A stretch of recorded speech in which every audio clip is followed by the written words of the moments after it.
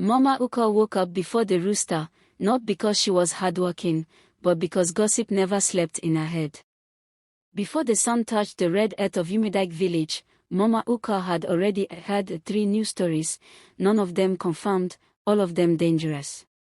Her ears were sharper than a hunter's spear, and her mouth was faster than village fire.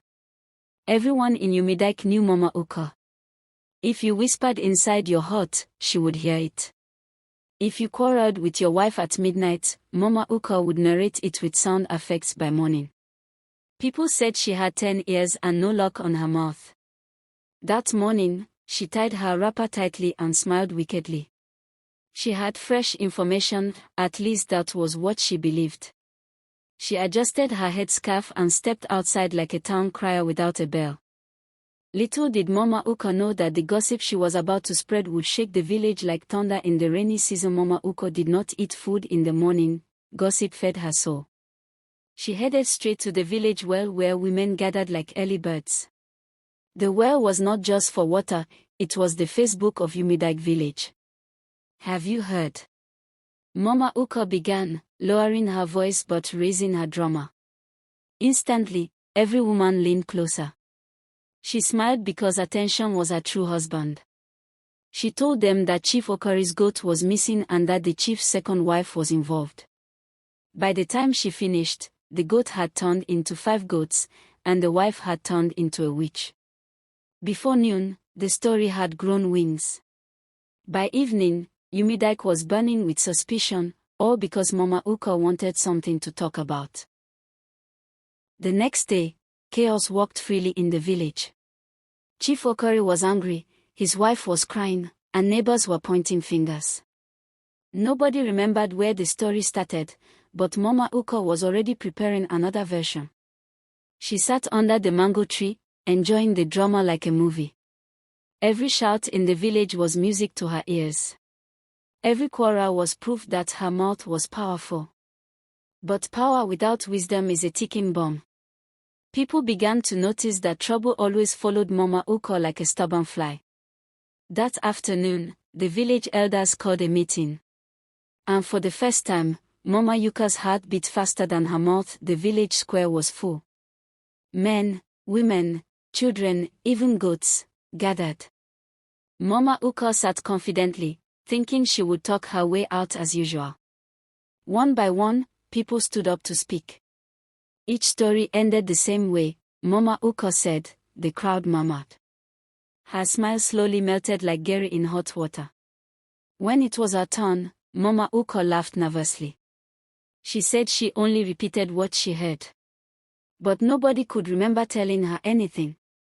That was when the chief priest spoke softly. A mouth that spreads lies invites trouble. The air grew heavy.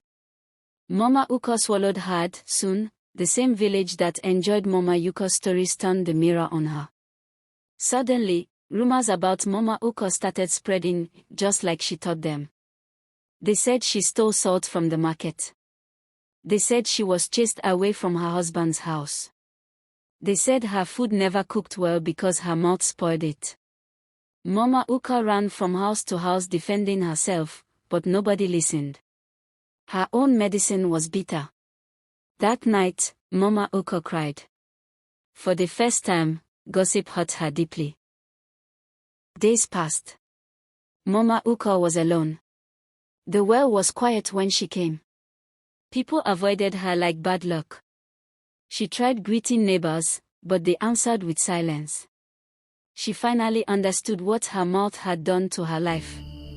In her loneliness, Mama Uka remembered every lie, every exaggeration, every broken friendship. Regret sat beside her like an unwanted visitor. The village was peaceful again, but without Mama Uka's noise point. One morning, Mama Uka stood up and made a decision.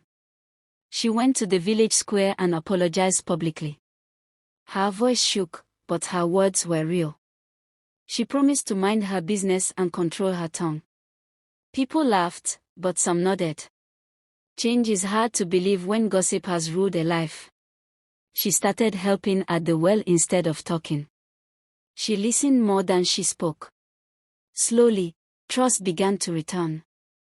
But everyone watched her closely, waiting to see if the old Mama Uko would return. Mama Uko eventually became known for silence, not stories.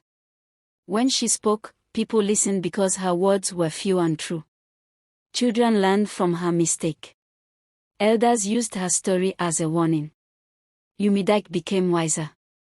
Mama Uko smiled more these days, not because she knew secrets, but because she had peace. And in Umidike village, they say, if Mama Uko can change, then even the wildest mouth can learn wisdom.